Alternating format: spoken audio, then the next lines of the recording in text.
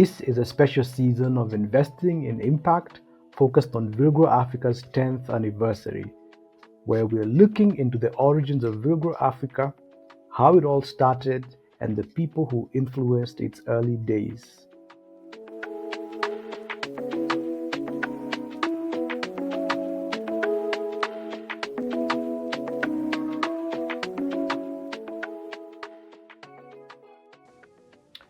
Today's episode is a continuation of that discussion, and I'm pleased to welcome Peter Singer and Rob Beyer to the podcast. Peter, you have had a stellar career spanning sectors and roles from academia to global development and so on. On LinkedIn, you talk about being in your fifth career. Please introduce yourself as you give us a snapshot of your journey. Thank you, Moses. Thank you, Rob, and happy birthday to Villgro. It's a great moment. Yeah, my fifth career is about 1/3 fitness, 1/3 writing, and 1/3 board work. But the other four were first, I was a professor of medicine. Now I'm professor emeritus at University of Toronto. Second, I co-founded a bioethics center, the University of Toronto Joint Center for Bioethics. Third, co-founded Grand Challenges Canada, which I'm sure we'll get into. Fourthly, I was at WHO between 2017 and 2023 as the special advisor to Dr. Tedros, the Director General, where I went really to try and help him make WHO into a more results-focused organization. And fifth career, here we are. Rob, as the Villgro Africa co-founder, you need no introduction. But for the sake of those who may be joining us for the first time, please introduce yourself. Great, thanks. And thanks again, Peter, for joining. It's a real privilege to be with you here today. My name is Rob. I've lived for 10 years. I've been part of Villgro for 10 years from the very beginning, but I'm fortunate to have raised our family in Kenya. We're from Canada originally, where Peter is, but we've been fortunate to call Kenya home for over 20 years now. My story is a little different. I come from a family of entrepreneurs and innovators, people that sort of started businesses and maintained businesses. Some successful, some struggled, but I came up from that vein and had a 10-year, initial jaunt with a company, and then started my own company in the mid 1990s and moved over to Kenya in the early 2000s. I used to ship computers over to Africa based on a CSR initiative. Rather than paying taxes in Canada, I would send 1,000 computers that come off lease, and I would send them over to Africa. That's how my love sort of for the continent started. And after being here for years, in 2014, Paul Basil, the founder of Villgro India, asked if I would do a diligence and look to see how Villgro can expand to Africa. And as we'll talk in today's podcast, the rest is history. And 10 years later, it's wonderful and very fortunate to have a strong and growing team. Thanks. We heard in our previous episode about the start of Villgro Africa and the role that Ken Semiu's research played in both the start of GCC and the start of Villgro Africa. Peter, could you speak to the founding of GCC and the thinking behind it? Sure. Thank you, Moses. Yeah, well, Ken is a wonderful friend and colleague, originally from Western Kenya. And Ken, around the late first decade of the 2000s, of the aughts, he was my graduate student. I was his graduate thesis supervisor. And his thesis topic was on essentially commercialization of African small and medium enterprises in the health space. And in December 2010, Ken published a wonderful paper in Science on stagnant health technologies in Africa. And this was around his research, where he'd interviewed a number of innovators and entrepreneurs who had great ideas for incinerators related to hospitals and various other things, often locally made products, but they could never really be fully commercialized, or more importantly, could never really be widely disseminated, and therefore never really had wide impact. So hence the word stagnant health technologies. And that's quite a common thing around the world. There's a lot of great ideas in universities all around the world. In Ken's case, it wasn't only universities, but it included universities. It was innovators and entrepreneurs. But those ideas don't always get widely disseminated so they can have wide impact. And so what Ken showed is it was a similar phenomenon, which is important to the story we're about to discuss, because that turns on its head the idea of dependency in foreign aid and the idea that the West should, or the so-called developed countries, the foreign aid donors, should be sending money in really often a non-sustainable way to recipients in low and middle income countries. And it shows the vibrancy of young people, of innovators, entrepreneurs in Africa who actually are in a great position to solve their own problems. Just the systems may not be there to really enable them to do so. And that's the theme of the Stagnant Health Technologies paper. And it's also actually a theme of Grand Challenges Canada, because Grand Challenges Canada, which started around the same time in 2010, even though its origin story goes back about 10 years earlier, in 2010, Grand Challenges Canada, whose tagline is Bold Ideas, Big Impact, started. And Grand Challenges Canada, which is funded by the Government of Canada, was there really to support and scale innovative ideas in the health space and have innovation with impact. And so it's a similar concept. Since that time, Grand Challenges Canada has supported more than 1,000, probably much more than 1,000 innovations all around the world in more than 100 countries. And those innovations, about 90% of them are at the seed stage, and 10% of them are transitioning to scale. And Grand Challenges Canada itself is 15 years old this year. And so these institutions, whether it be Grand Challenges Canada, whether it be Villgro Africa, are actually showing some sustainability, which tells you you're tapping into great ideas, great talent that needs to be enabled so people can really solve their own problems and take those ideas to scale. So that's just a little bit, Moses, on Ken's topic, how the strategic theme relates to Grand Challenges Canada, and a little bit about Grand Challenges Canada, which is still going strong today. It's a different approach to foreign aid, development assistance, but very aligned with the type of work that you're doing. And we get into some details later, but in essence, it's about enabling innovation for impact. Thank you, Peter. And speaking of which, I would like you to just dig a bit deeper into your selection decisions. So we do know now that Villgro Africa did benefit from Grand Challenges Canada in the early days. So if you could speak a bit to that, what made you select Villgro Africa as a grantee, and how did you think through your selection decisions as a whole?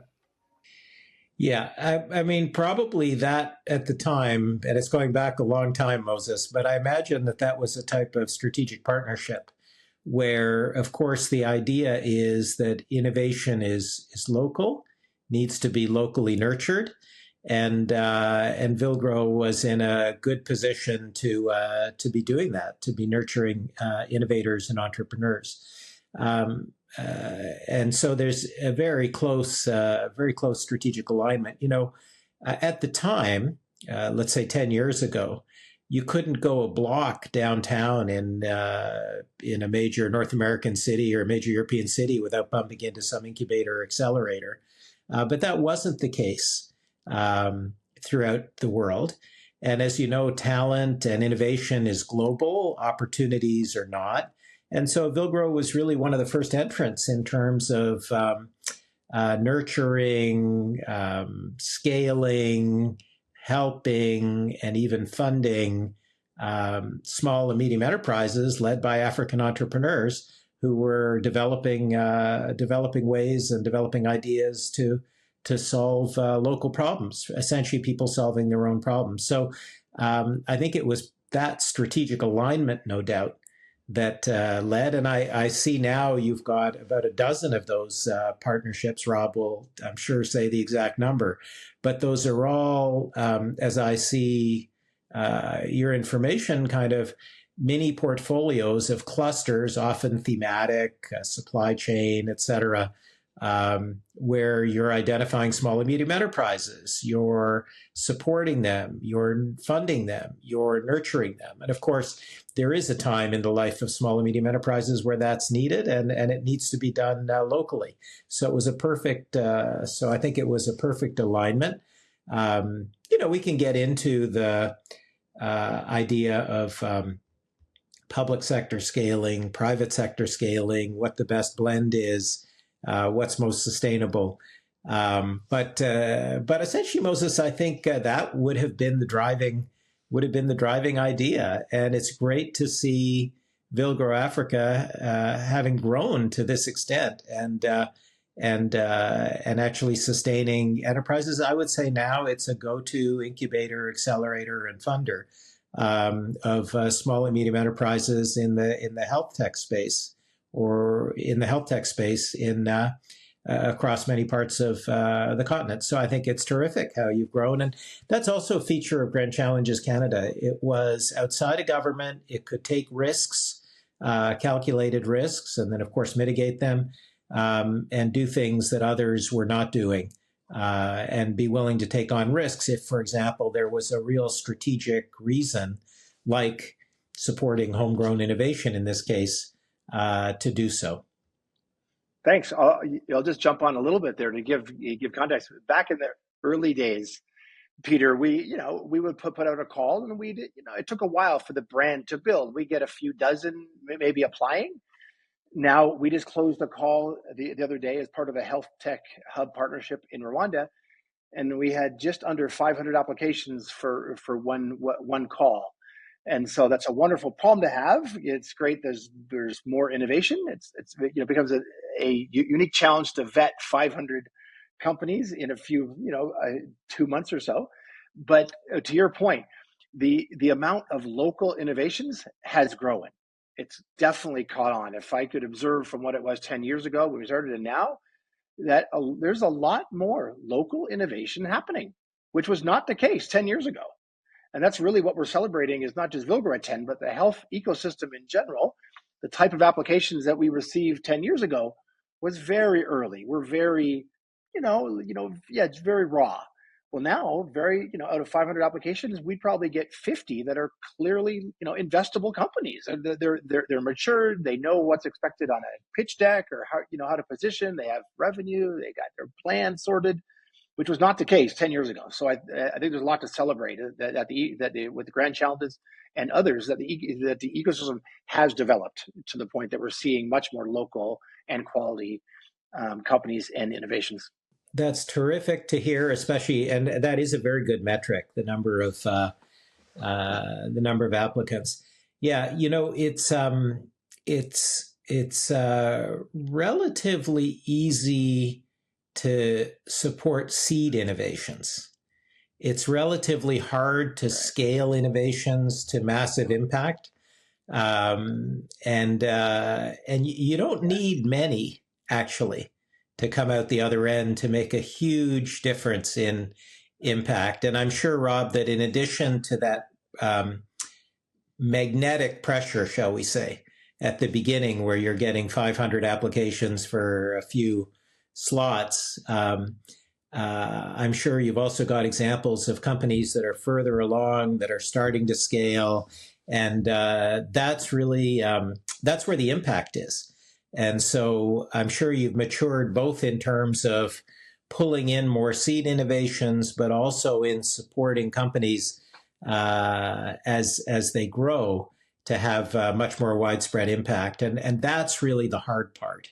That's really the hard part, at least what Grand Challenges Canada has found. And, the other point, and I think, Moses, this goes back to your original question of the kind of alignment and symmetry, is innovation scale one at a time. So you need to build the ecosystem. At the same time, you need to work on individual ideas, individual companies, and even if a small subset of the ones you get at the front end grows to a very large scale, it can make a very big difference. And that's also a difference between, let's say, what Grand Challenges Canada and Villgro do versus what many, let's say, in the multilateral system or in traditional, well, the multilateral system does, where you're actually more interested in policies. You're more interested in the broader processes of the ecosystem alone than you are in the individual ideas, the individual companies, and growing it. I remember meeting in our offices in Toronto the late great Calestis Juma, who hailed from Africa, really one of the mega stars from a professorial standpoint of innovation in Africa, eventually having ended up at Harvard. And this was in the context of regulation, but he said, in the regulatory space, but the same thing applies to innovation generally.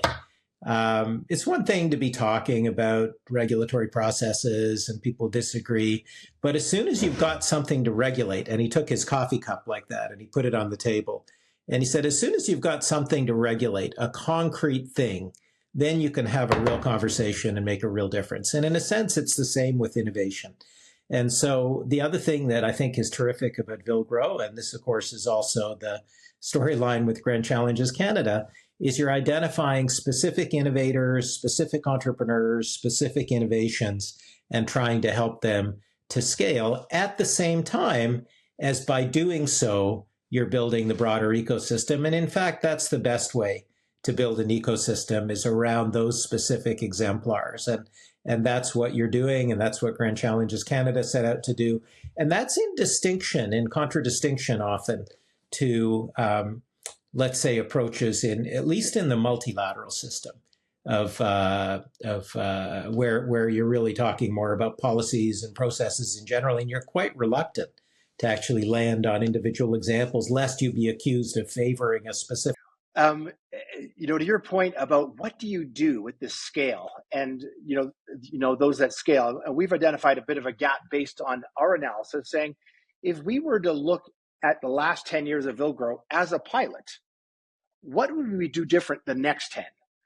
And we've been asking ourselves that, and we're sort of coming up with a bit of a solution, or a concept that we're talking about, the Africa Healthcare Investment and Scaling platform, because it just takes a few successful local healthcare companies to grow significantly, be supported, and grow large, that will inspire many, many others. And so getting to that point has been a bit of a challenge, is how do you support those that can go cross-continental, multiple countries, clearly be profitable, and improve lives of the poor. And there is a lot of promise with that. And so we found that the future is also very, very bright for that. There are a lot of companies that are now figuring that transition to scale out. Like you mentioned earlier, it's not all about private sector. It is proper public sector engagement, which everybody's trying to craft on the continent, which but I think there's promise there. There's definitely promise. So, sir, I'll stop there, Moses, and put it back to you. Thank you, Rob. And I do agree with you. We have seen lessons from India, where some of the largest startups, even outside of the health sector, have catalyzed the ecosystem with founders from those larger startups or their employees moving on to form their own startups, and on and on and on. And that trend also reflects what we've seen in Silicon Valley. But I want to take us a bit back, Rob, because a lot of people don't know what really happened at the beginning of Villgro. And I wonder, as founders, how is it you first encountered encountered GCC, and then along with that, how did GCC catalyze Villgro Africa in those early days? Great, thanks. I'll just starting. I think it was 2014. I met Paul Basil, the CEO and founder of Villgro India, who received some funding to explore how they could expand Africa. And so I don't know how Paul and I connected. I don't remember actually, but we had kindred spirits. Oh no, I do. I was going to start another company, around innovation, and it was really an early stage acknowledgement based on my experience in Canada that I said, why is there no franchises going on in Africa, where the growth of franchises has been significant to the economic development of Canada and the US? I just noticed, and it's still a gap, by the way, that why is there not really a lot of franchise models here? And so, I was spending about a year assessing that and really coming to grips. Hey, there is an opportunity to sort of bring there's a lot of ideas from the other countries that could be applicable in Africa, and copy a franchise model and basically offer it to locals to sort of engage in a business, kind of business in a box, as it were, ready to go. That was what I had going. And then I met Paul, and he said, Rob, that's great. But we have something better, maybe more impactful. And so we met, and it was like, yeah, let's do a diligence of how Villgro could expand what they do into Africa. And then I met Wilfred Njagi, our current CEO, who was a fellow there at the time in India. He's from Kenya, but he was a fellow. And so we did this diligence. We just basically talked to lots of people. Grand Challenges Canada, as part of that diligence, also gave us a list of, I think it was 50 of their some innovations that they funded. That's where Ken got involved. And so we touched out to many of them and had a lot of discussions and learnings, and realized that there was other hubs going. FinTech was well covered, and NILAB and iHub and others.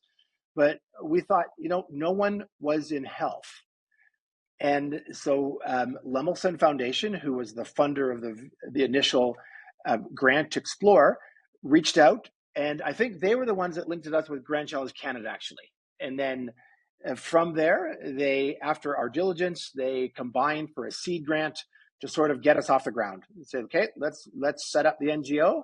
Villgro is a not-for-profit. We have a bit of a unique model. We say that we're a not-for-profit venture capital. You can put those two together. That's how we operate. And so GCC and Lemelson were our early believers, and they gave us our bootstrap capital, as it were, and then the rest is history. So I'll stop there, but that's how it started. Thanks, Rob. I really like that story, and it touches on what Peter said earlier, that innovation is local, and I like that GCC not only provided some seed funding, but also a base from which to launch. This is Ken's research, where he had found these stagnant technologies. Now, moving on to you, Peter, I'd like you.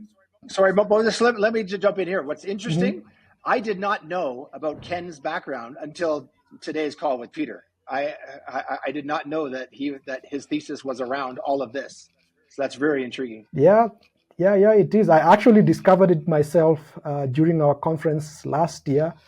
Never met Ken before in my life. We just happened to sit at the same table, and he started to speak about his role in Villgro, and that's how this podcast started out. So back to you, Peter.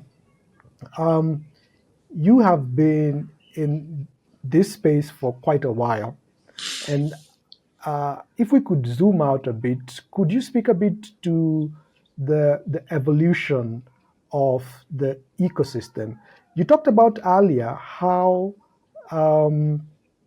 traditionally funding looked like, and the role that GCC was able to play, having been outside of government and therefore able to take on more risk. So if you could just speak a bit to how the global health innovation ecosystem evolved over the years to where we stand today.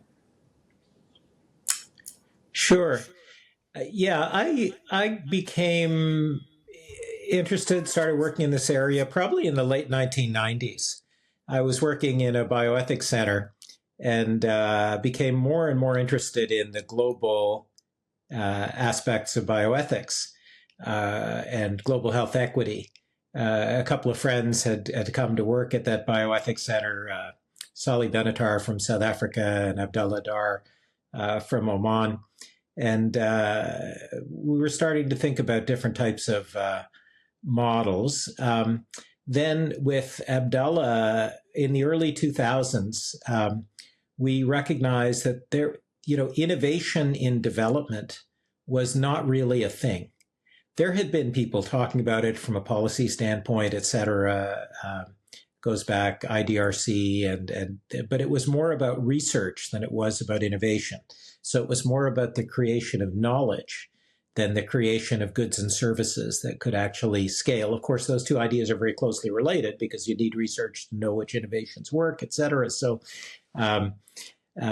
we then, with Abdullah, looked around and saw really there was only one or two papers actually in the academic literature around innovations in global health. So we thought, okay, let's identify some concrete examples. And around 2002, I want to say, we published a piece. We initially published a piece in Science in 2001, around the time actually the first Kananaskis G7 meeting in Canada, that said, hey, here's a new approach to development, but it was a little theoretical.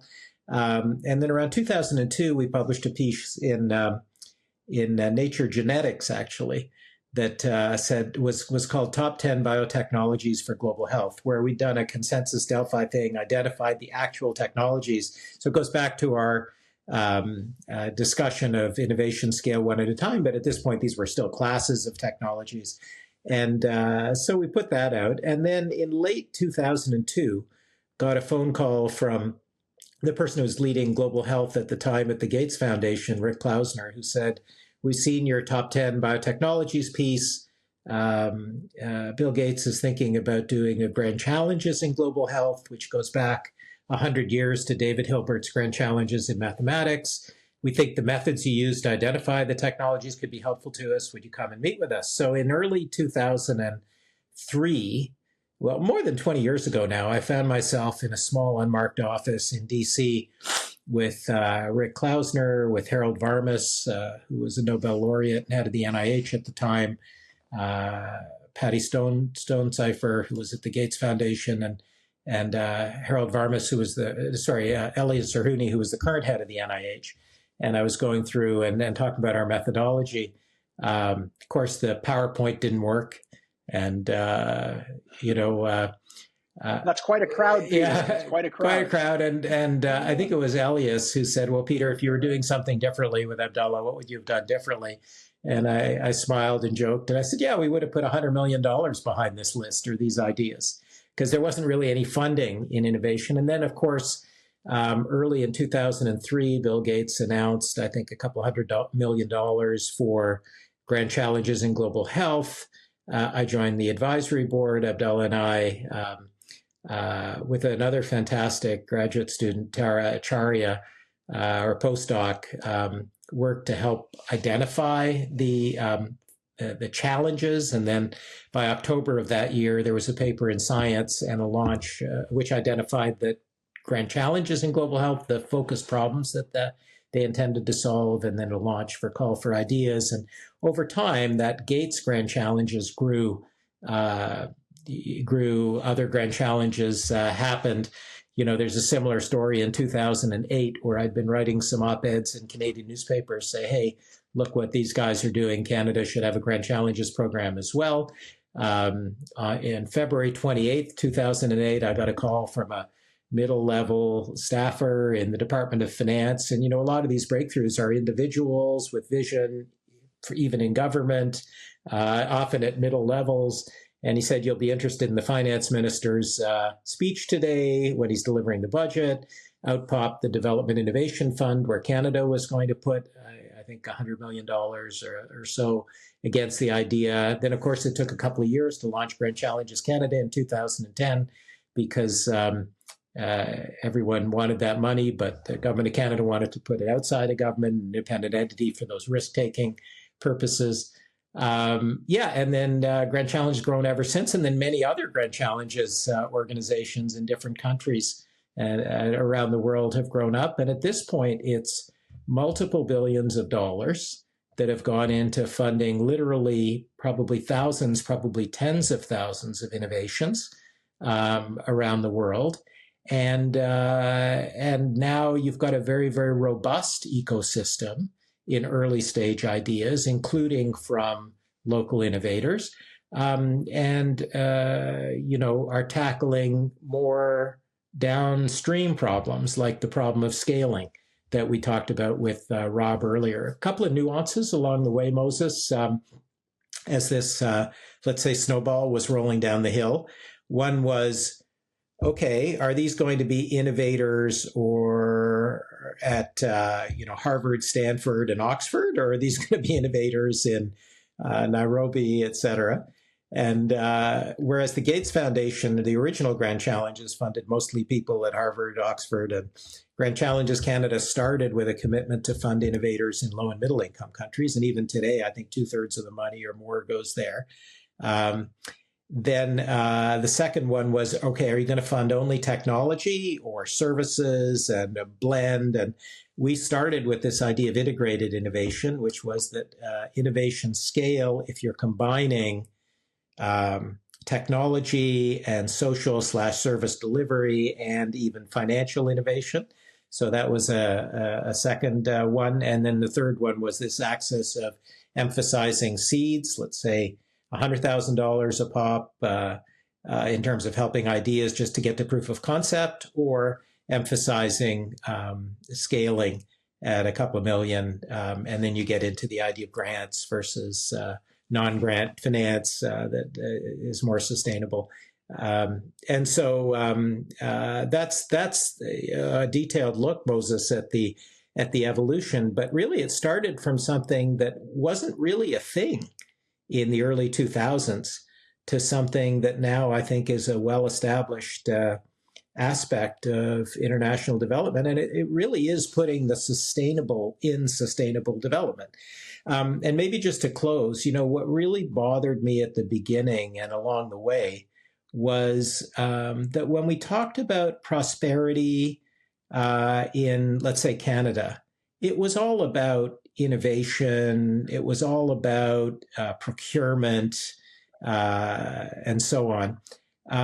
But when you talked about, but then, the conversation was totally different when you talked about foreign aid in low and middle income countries, because that was all about dependency and it was all about charity. Charity is terrific, but it doesn't scale and it's not sustainable.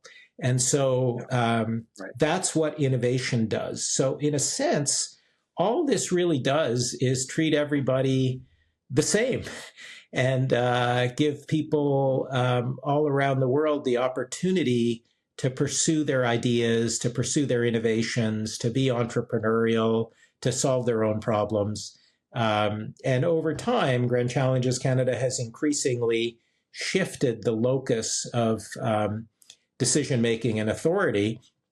And maybe Villgro was an early sign of that, because at the beginning, the idea was mostly to support innovators in low and middle income countries. We also did support some Canadians, but the majority were innovators in low and middle income countries. Today, what Grand Challenges Canada is doing, and I should say I'm not actively involved in the management, it's led by a fantastic CEO, Carly Silver. I still am on their board. Today, what Grand Challenges Canada is doing is shifting the locus of decision-making for selecting the innovations by working with partners, like, for example, the Ghana Health Service, or helping to establish Grand Challenges Senegal. So it's not just the innovators, the individual innovators, but also the innovation platforms that are being supported in low and middle income countries. And that, I think, Villgro Africa was probably a harbinger of that, if you will, an early harbinger. And of course, where that goes is domestic governments actually supporting their own innovation ecosystems, because there's only two ways for a country to develop or to become more prosperous. Only two sources. One is you've either got minerals and or other materials in the ground, or you've got ideas in people's heads. And the idea is how to mine either of those sources and use them for prosperity, for jobs, because that's the direction a country has to go to be able to support the social programs that everyone's interested in, be it in healthcare, be it in education, and so on. So that's a bit of a long-winded story, but it went from something where there was nothing to an idea being put out there at least a couple of times. Not nothing, but almost nothing. There were some pioneers like Barry Bloom at the Harvard School of Public Health who was talking in these terms even in those very, very early days, but it was really a trickle and not much in the way of innovations to now what Rob has described with literally thousands of innovations, tens of thousands of innovations being supported, many of them from local innovators, many of them starting to scale. It's really a very, very exciting 20-year story, and I expect that story will continue even as we see some of the dislocations of today. For example, in U.S. Development assistance that we can get into, because this is the truly sustainable form of sustainable development, where people are actually solving their own problems and bringing prosperity and jobs to their countries. And that was always the vision, and it's very heartwarming, really, to see how far that vision has developed. And that's not a story of Grand Challenges Canada or Grand Challenges Canada alone. That's a story of many, many groups with aligned thinking, working hard. But the story starts and ends with the individual, often young, innovative person, often innovative young person, often innovative young woman in a low and middle income country, translating talent into opportunity and into success. Peter, I'll jump on more of the 10-year mark, because what I observed early on was a lot of the funding earlier was going to innovations, not as much the innovator. And I think what we found is a blending of funding both the innovation and the innovator coming from the continent, where before it didn't really matter. As long as the innovation was felt to be considered very impactful, it would be funded, where now there's a much more convergence of both the innovator and the innovation has to be grounded in a local context. And that probably is why we're collectively seeing many more companies and quality as well, a much more higher quality of innovations and innovators.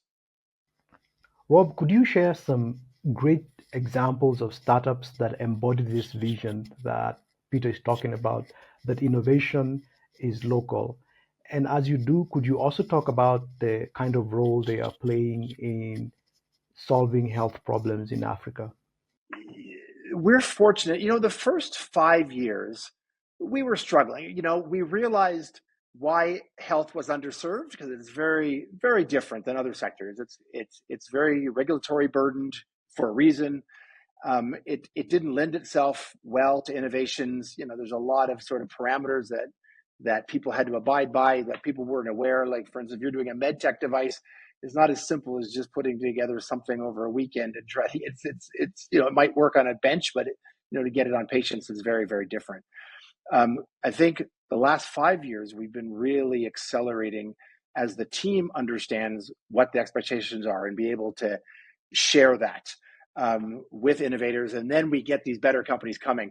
I think what excites me a lot is I see a lot of companies now creating employment for youth in healthcare.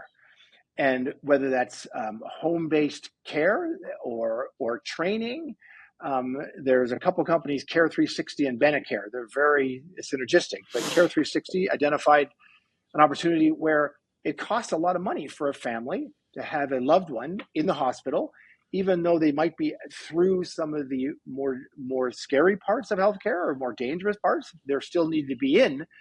And couldn't come home. And someone said, well, there really is a space for a market for an aftercare center where someone can be cared for properly, but at a price point discounted from a hospital.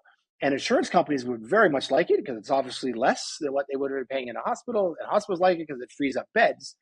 And then that ended up creating a whole cadre of training of home-based care workers. So not just care workers in the aftercare facility, but then creating a supply chain of proper care at the home.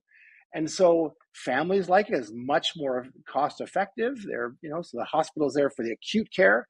Then they're transitioned. So let's say it's a hip replacement or something they can't get home yet, but they need a little bit of care, all at a very locally affordable prices. And it creates a whole bunch of spin-off training and opportunity for a whole lot of different people. And so I'm really excited about those type of scalable innovations that Peter mentioned earlier, that yes, they impact lives, but they create livelihoods for a lot of people around the ecosystem. That's just one example. I'm going to put Moses on the spot because Moses follows a company called Symbona in Ethiopia.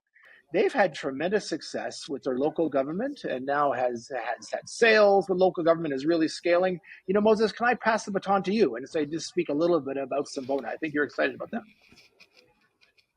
Yes, very excited about Symbona, particularly because for the purposes of this conversation, they did receive a Stars in Global Health grant from GCC. So we took them on after that GCC grant and brought them into the Villgro incubation program. The very first hardware device that we incubated.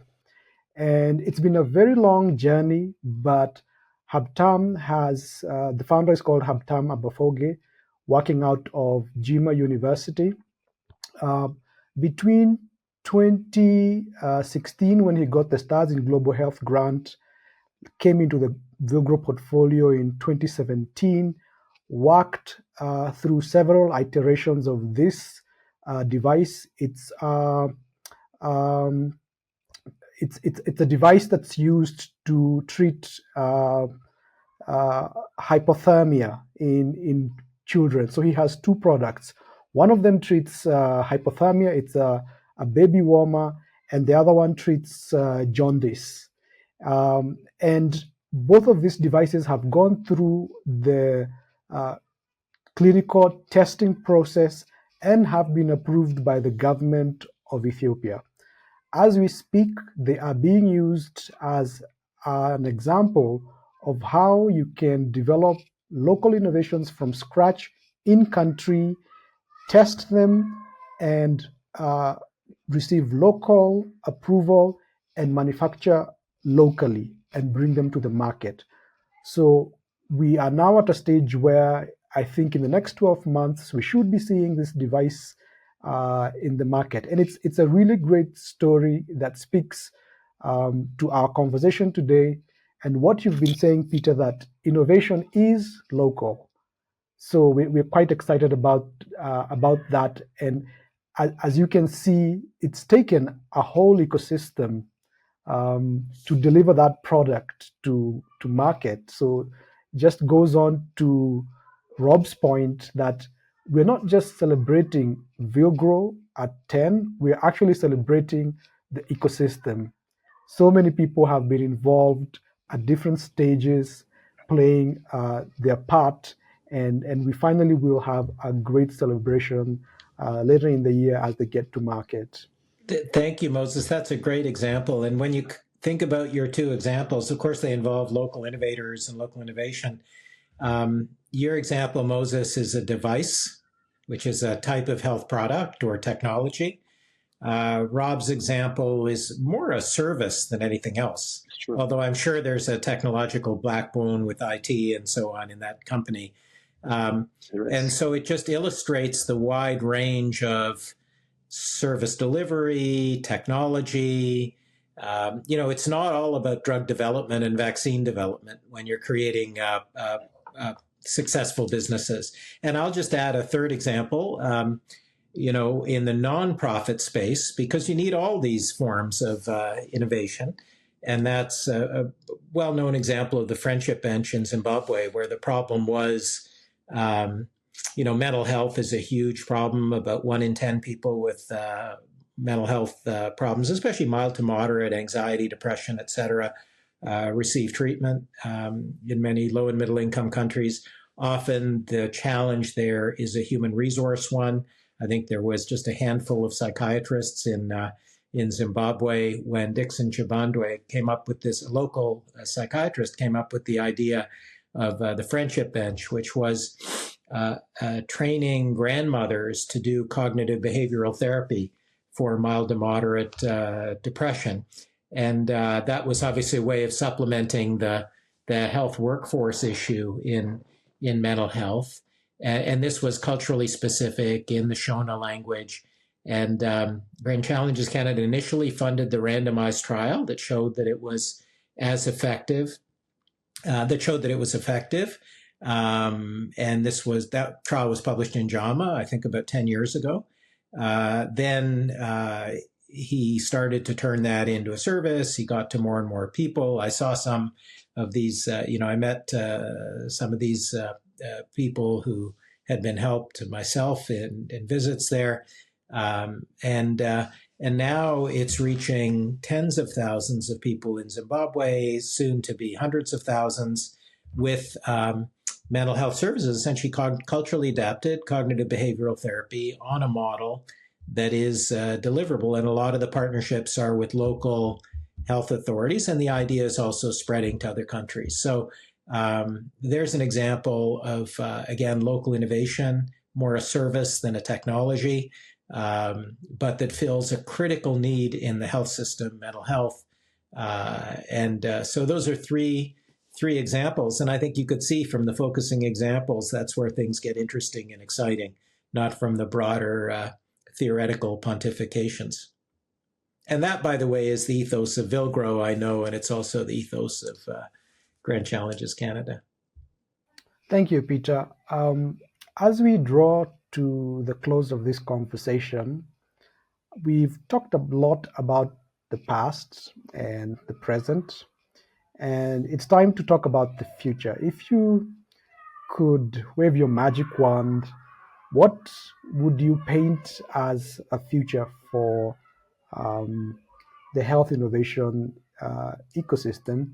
And beyond that, the kind of health outcomes we would want to see on the continent. So this question is for both of you. Please give it a go. I think for me, this is something that I've been thinking about a lot lately, is working in this space. And there's a lot of quality health incubators, more and more coming, programs on the continent. And we see, though, that people rotate through the various programs.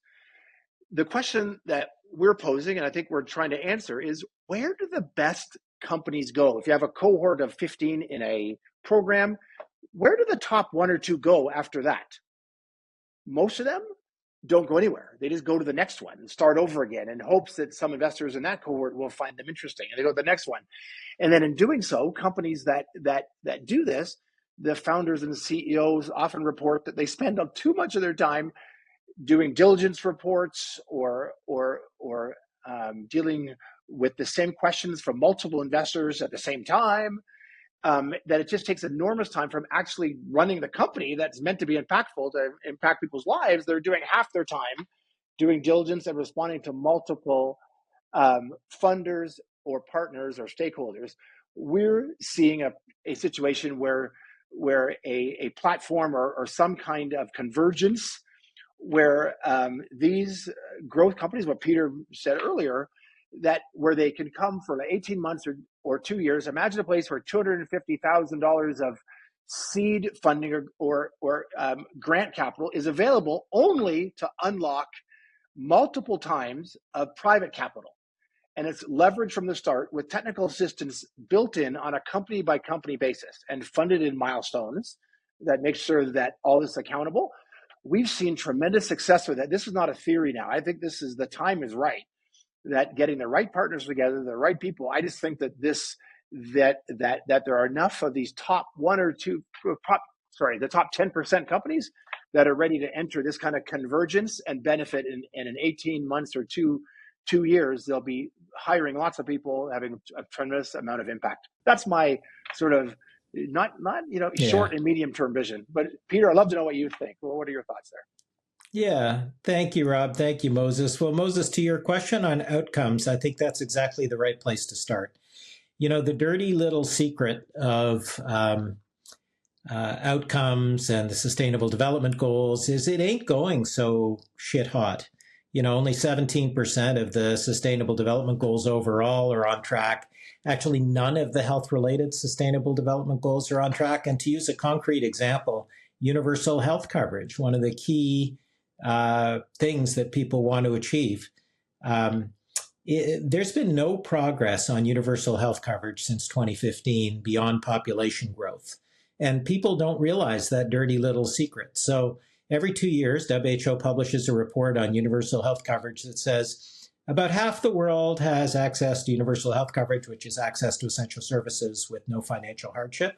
And we have to do better. And then 2 years later, they publish a report about half the world has access to universal health coverage. We have to do better. And, and nobody calls anybody on it and says, hey, this emperor has no clothes. There's no progress. I mean, there is slight progress, but it's population growth. And so I think the innovative or entrepreneurial thing is to really reflect on that. And the types of companies you were talking about on supply chain, on pharmacy, on hospital discharge, on some of the devices. These are the little proof points of how to make universal health coverage better. So point one is you're absolutely right to start with the outcomes, Moses. Point two is what gives me hope is young people. And, what we've talked about the whole time is young innovators and entrepreneurs who actually are able to pursue their dreams and help their communities. And I've assembled, by the way, on my blog, kind of 3 lessons I've learned around that to help young people. And it's at singerp.substack.com. I know you'll put the link in the show notes. But it's the blog for New Year Greater Impact. And my 3 little lessons are, number 1, find a problem and solve it, which is a very entrepreneurial approach to things. Number 2, get the right mentors working for you. And I describe how to recruit them. And then number 3, hop aboard a rocket ship or find yourself on the right platform. And so young people out there listening to this podcast, or not so young people, might want to read that blog at singerp.substack.com. But that's what gives me hope for the future. The third point maybe is just to talk a little bit about the current environment and the cataclysm that is the U.S. approach to development assistance. There's a lot going on and a lot of bad things being documented as we speak. USAID is, as Elon Musk says, quote unquote, being fed into the wood chipper, quote unquote. And that's obviously a very difficult and a bad thing when you think about people like in PEPFAR having their HIV medicines disrupted and so on. USAID has done so much good, including, by the way, in the USAID Grand Challenges over time, and their support historically for innovation in an earlier era. At the same time, the U.S. Development Finance Corporation, which is using non-grant finance, is they're supporting and actually promoting. So what that tells you is that the types of things that innovators in companies and entrepreneurs are doing are actually maybe, let's say, the long-term strategic approach of the United States in this area of development assistance. So there's a terrible cataclysm going on now, which is going to hurt a lot of people. I saw an estimate the other day of 100 people dying a day due to disruption on PEPFAR. That's a very serious and negative disruption. So, and I don't want to minimize it in any way. At the same time, if you look deeply at what's going on, it is a shift to a different type of international development that is maybe more about local companies, local prosperity. and so on. In a sense, the mirror image of America First is self-reliance, and that's what that's what Villgro is doing. It's helping entrepreneurs on the continent become more self-reliant and helping the continent to become more self-reliant. And maybe that's a good thing, because if you in the long term fully subsidize or largely subsidize countries' development budgets, or health budgets, for example, they may not have the incentives to put their own domestic resources into health, and that's what needs to be done. Now, of course, not every country can do that, and there's an extremely important role for development assistance in low and middle income countries in saving lives. And again, I'm not minimizing that in any way. Just to say there's a balance between that approach and a more sustainable approach of fostering innovation and entrepreneurship, which is nothing different than what Canada or the United States would do when it wants to become more prosperous. So it's just a matter of applying the same type of opportunities and standards around the world, and actually domestic governments grasping that opportunity, which is the most important piece. And maybe that's the third element of this, Moses, as we look forward. Moses and Rob, first, we talked a lot about supporting local innovators and entrepreneurs. Second, we talked about, let's call it, power shifting of platforms, and Villgro is a good example locally. But the third element of that is serious domestic support by governments into building those ecosystems and building paths to prosperity using innovation for their people, and in a very rough and in a very dislocating and disrupting and in some cases dangerous way. What's happening in development assistance, where the U.S. actually has a large share, I think a third of all foreign aid. What's happening in development assistance will ultimately, I think, lead to greater self-reliance on the part of countries. And so, Moses, in response to your question, let's keep our focus on outcomes. Let's do everything we can to support young people. And let's also focus on the self-reliance and sustainability aspects of this, because it's not only about scale, it's also about sustainability.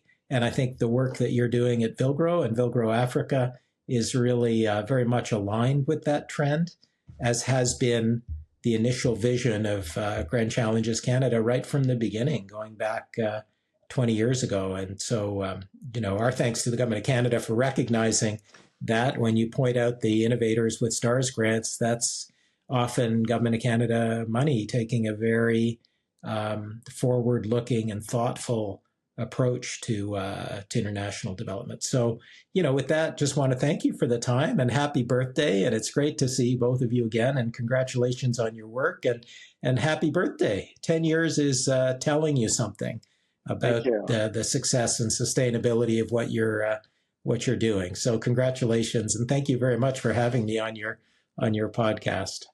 Thanks, Peter. It's been an absolute treat to catch up. This has been great to go down memory lane. And we look forward to the future. We're grateful, for the past 10. But I think, like you said, it was Albert Einstein that said something about that in the midst of every crisis, there's actually great opportunity.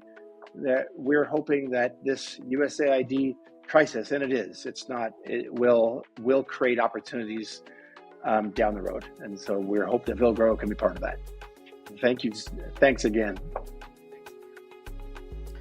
Thank you very much, Peter. We cannot thank you enough, especially for your contribution to health innovation globally as a researcher, an investor, and an operator. GCC was itself an integrated innovation, to use your language, and it has delivered great impact for African health systems, which are in turn catalyzing even greater impact at population level that will endure. So thanks to you for this pioneering work that you have done. And Rob, Villgro wouldn't exist if you hadn't taken the leap and together with Wilfred and Robert decided to tackle this immense challenge. And 10 years later, we have much to celebrate, but the work is not yet done. We look to the next 10, and hopefully we will be able to come back and have a similar conversation. Thank you very much, gentlemen. It's been an awesome conversation.